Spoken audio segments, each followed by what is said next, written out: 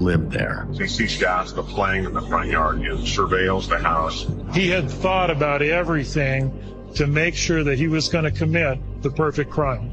But at just 8 years old, Shasta outsmarts an obsessed serial killer and makes sure he will never terrorize anyone again.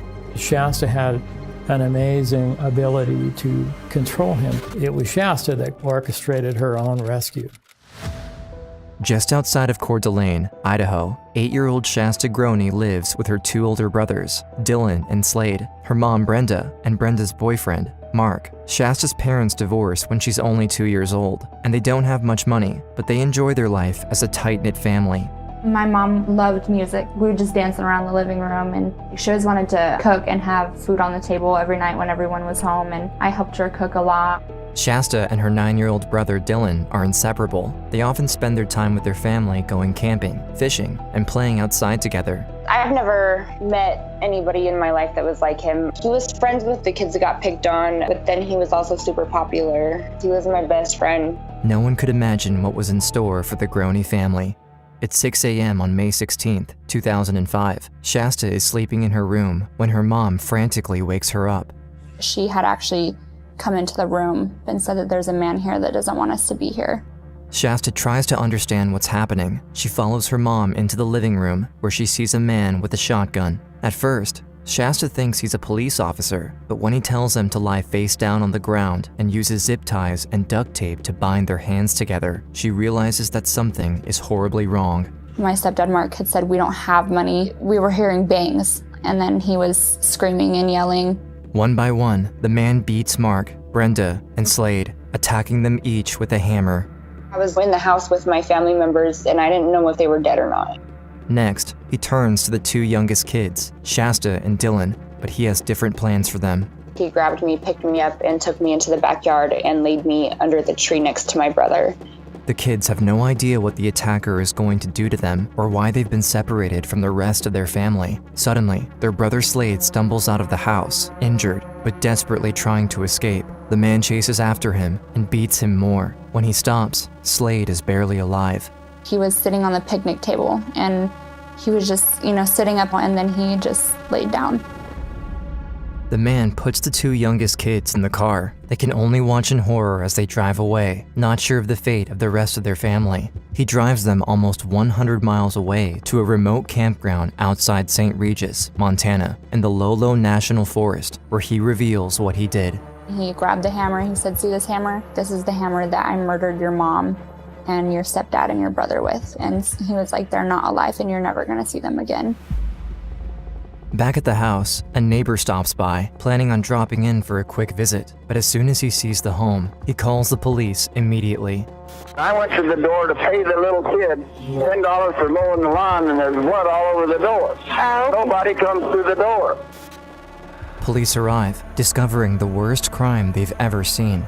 I don't think anything prepared me for the experience in the Groene murder investigation. We have a homicide scene with 1 adult male, 1 adult female, and 1 juvenile male. Our main concern right now are the 2 children we cannot find.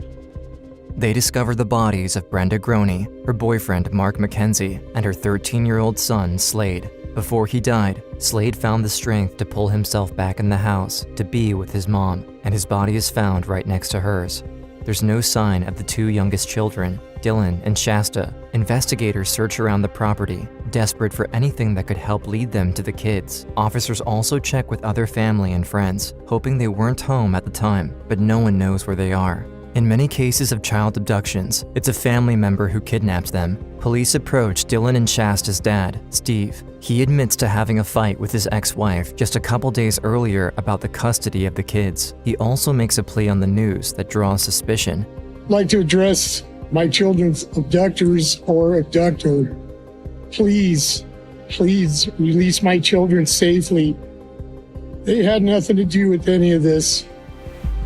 It sounds as if the children's father might know something about the attack. Police give Steve a polygraph test. When they ask if he knows where the kids are, there is a fluctuation. He fails the test, but continues to say he knows nothing. Investigators use computer forensics to determine that he was at his home at the time of the murders, and they clear him from suspicion.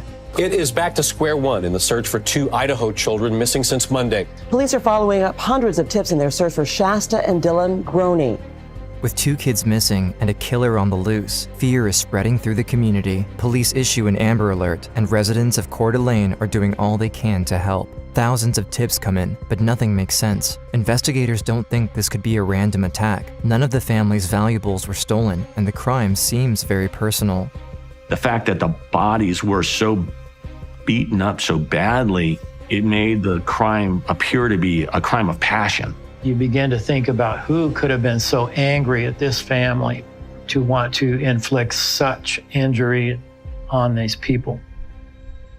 Shasta and Dylan lost 3 family members over the course of a few hours. Now, all they have is each other, and they're trapped with a murderer where no one can see or hear them. Their abductor doesn't even give them time to grieve the loss of their family, as he immediately begins to abuse them at the campsite and in a nearby cabin. He got really mad, started throwing things. He took more of his anger out on Dylan and was really mean to him. He would abuse him and then make me watch. And then if I cried, then he would abuse him worse. One night, their kidnapper takes the abuse to another level as he begins to play twisted mind games with them. He tells them they will be able to go back home if they do what he asks. He even has them write letters to their family, suggesting they might come back. Dear Dad, I miss you very much, and me and Dylan know what happened to Mom, Mark, and Slade, and we both feel very sorry for them. And we both miss you and Jesse and Vance, and we might see you guys again. Dylan and Shasta think their nightmare might come to an end soon, but the letters are never sent. It was just another cruel way the kidnapper manipulated them. He just wanted us to believe that there was a chance that we would live or that we'd get out safe. I think after a certain amount of time, Dylan had started to lose hope that it was going to turn out good for him.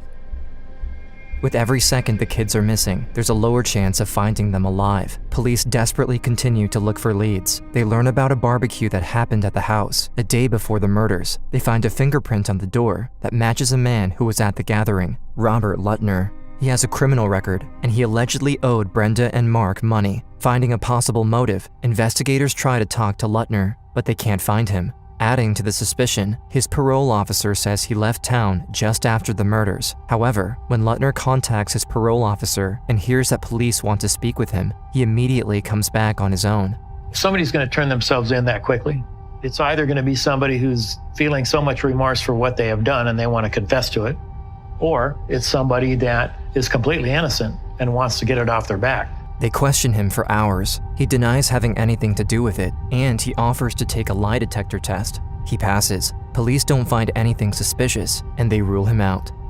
As every clue in the investigation leads to a dead end, Shasta begins to realize that their captor has no plans to let them go. But she and Dylan depend on each other, and as she sees her older brother lose hope, Shasta knows she needs to stay strong to give him the courage to go on. I said, I promise that we're going to make it out alive.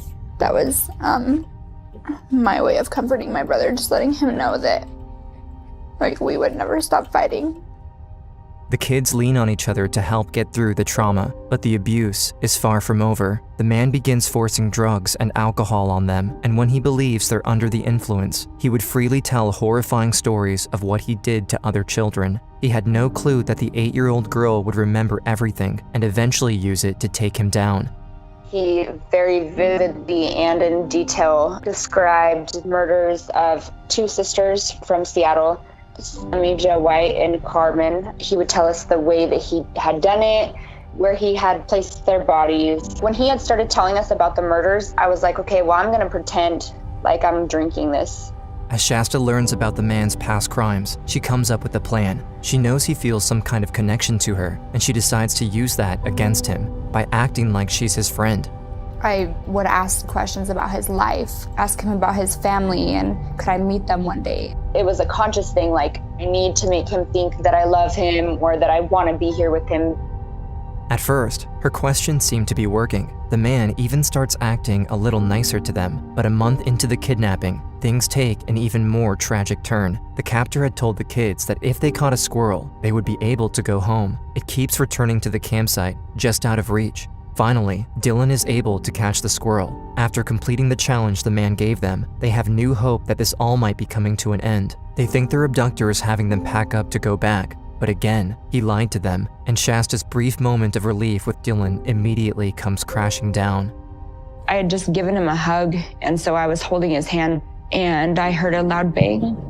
And then I felt my brother's hand slip from mine. I couldn't even say anything. Like, I couldn't scream. I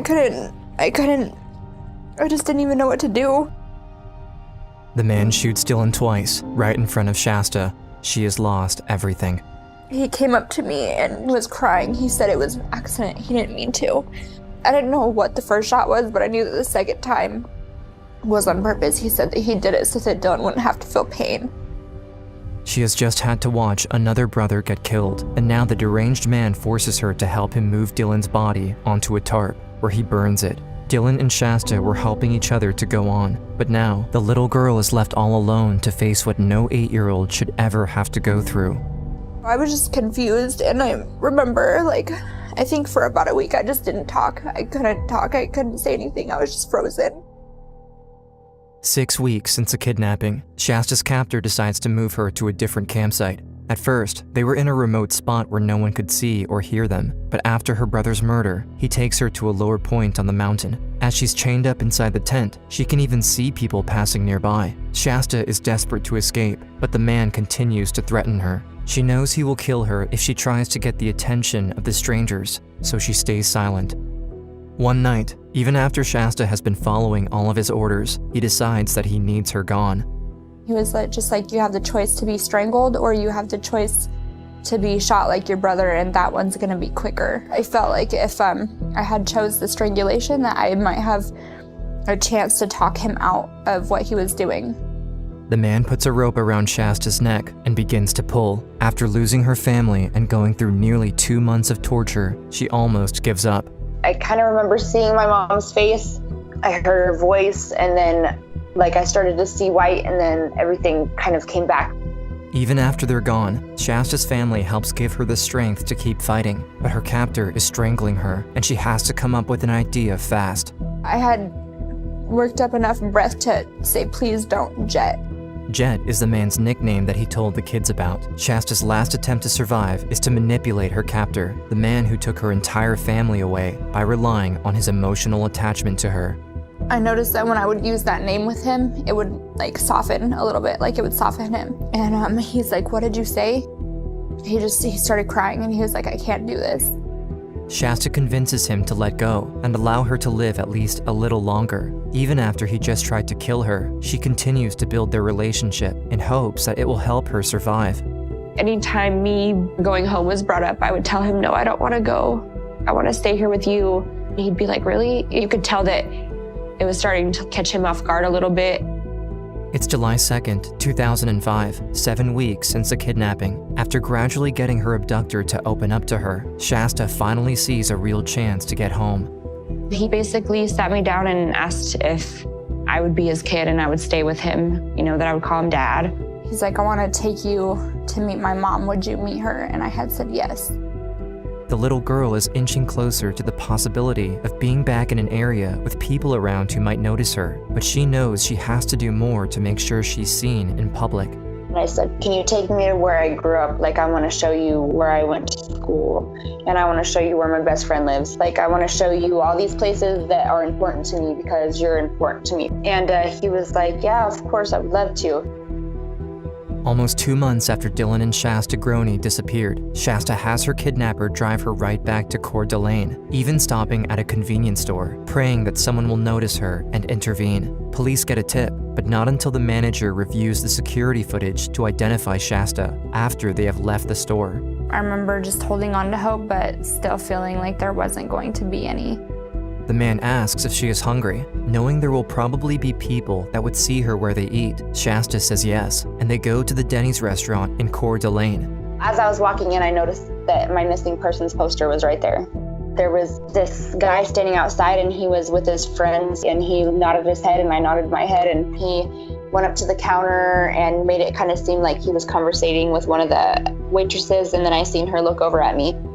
They were my only table at the time, and I immediately recognized her. His entire world revolved around her. She didn't speak without his permission. There was something just not okay. Waitress Amber Dean has no idea who the man with her is or what he's capable of, but she can't risk him knowing she's suspicious. I'd spoken to my manager, said, I think we should probably call Coeur d'Alene PD. I'm pretty positive that's Shasta Groene over there. I'll pay for their meal if I'm wrong. We need to get somebody up here. Others at the restaurant also notice the little girl, and officers finally get the call they have been waiting for months. I've got a little girl here with a tall gentleman, and she looks so much like that Shasta, and we're not sure. I don't know. Shasta can tell that they recognize her, but she still doesn't know if she'll make it out alive. I remember thinking that he's so smart, and I was like, even if they know that I'm with him, maybe he will have an excuse and they'll just leave and they won't think that anything was wrong. Everyone is waiting for the police to get there, but the man is ready to leave. If he gets away with the girl, there's no telling what he'll do next. The people at Denny spring into action. Amber pretends to have problems printing the check so that he'll stay in his seat longer. Others in the restaurant position themselves so they can stop him at the door if he tries to get out. Finally, the police arrive and ask her for her name. After the little girl says who she is, they immediately take the man away and she can breathe a sigh of relief. The whole entire restaurant started clapping. Like, they all knew who I was. They all knew that I was a missing person. And like, it was kind of like they all played a factor into my rescue. Before they even leave the Denny's, Shasta tells the police that the man with her is the one who killed her family and abducted her. He is 42-year-old Joseph Duncan, a level 3 sex offender. He was only 15 years old when his first sex crime was recorded. In 2004, he was charged with molesting a boy in Minnesota, and he is currently a fugitive after borrowing $15,000 for bail and leaving town. Police investigate the car Duncan had been driving, which was stolen. They find a shotgun, along with video equipment with recordings of Dylan and Shasta while he was holding them captive. Shasta is finally safe, but Dylan is nowhere to be found. Duncan immediately goes silent, and officers can't get any information from him. They have to turn to the little girl. She immediately opens up, revealing what happened to her brother. She goes on to explain the unimaginable horrors that she and Dylan went through over the past 7 weeks. The thought of an 8-year-old girl having to observe this and then having to relive it to an investigator after the fact is just amazing to me. She witnessed things that grown people would be traumatized for the rest of their lives and never be able to speak about. Shasta finds an incredible amount of strength to tell her story, and she even reveals the information that Duncan told her about other murders. I remembered everything. And then when I was found, I told the investigators what he had told me. Joseph Duncan eventually confesses, telling the police that he hunted his targets. He drove around and used a GPS to mark houses with children where he could possibly stop. He happened to drive by the Groene house, and he saw Shasta and Dylan playing in the yard. He studied the house and family for days, preparing for the night of the attack. I remember him telling me that he was able to get the dog to come to him, and he gave her treats and stuff and like befriended our pit bull so that when he did come into the house to do what he was going to do, there was not that type of issue to get in the way. He had thought about everything to make sure that he was going to commit the perfect crime. At the trial, the jury has to watch video that Duncan himself recorded of what he did to the kids. The footage shows the horrifying extent of his brutality. I think it's probably the single most disturbing piece of evidence, disturbing thing I've ever seen in my entire life. While the video is extremely disturbing, it is the absolute key piece of evidence prosecutors can use to send Joseph Duncan to death row. It's October 16th, 2006. Joseph Duncan pleads guilty to 3 counts of kidnapping and 3 counts of first-degree murder in the deaths of Brenda, Mark, and Slade. He receives 3 life sentences. He later pleads guilty to 10 federal charges in connection to the kidnapping and sexual assault of Shasta and Dylan, and the murder of Dylan. He is sentenced to death. 31 years of being involved in the criminal justice system, I have never met a more evil person than Joseph Duncan. He is sent to federal prison in Terre Haute, Indiana, and he is on death row until March 28, 2021, when he dies from brain cancer. Shasta is finally free of the monster, and she begins the long healing journey. The community comes together to celebrate her late brother Slade's birthday. He was just a really good brother to me, and that he was really sweet to people. Happy birthday, and tell Mom, Dylan, and Mark I love them and stuff, and hopefully we'll get to see them again. Shasta tries to move on with her life, but after all that she went through at such a young age, growing up isn't easy. I was happy to be in a safe place, but there was still that part of me that's like, well, what if this happens again?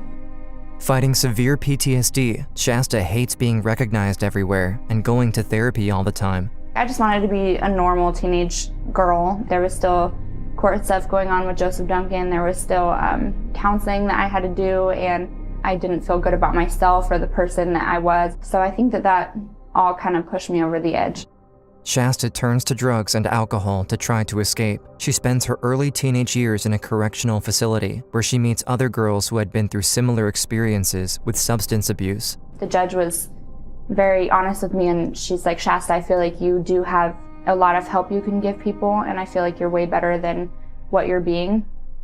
She begins to turn her life around after having kids and meeting her husband, who is related to Sammy Jo White and Carmen Cubias, the half-sisters from Seattle that Joseph Duncan also confessed to killing. For a long time, like, I always had this feeling that I could not have kids, but he's not gonna steal the fact that I can bring children into this world. Things happen for a reason, I feel, and I believe in, like, my youngest son. Had I never met his dad, you know, he wouldn't be here, and how just things like that work. It was supposed to happen like that.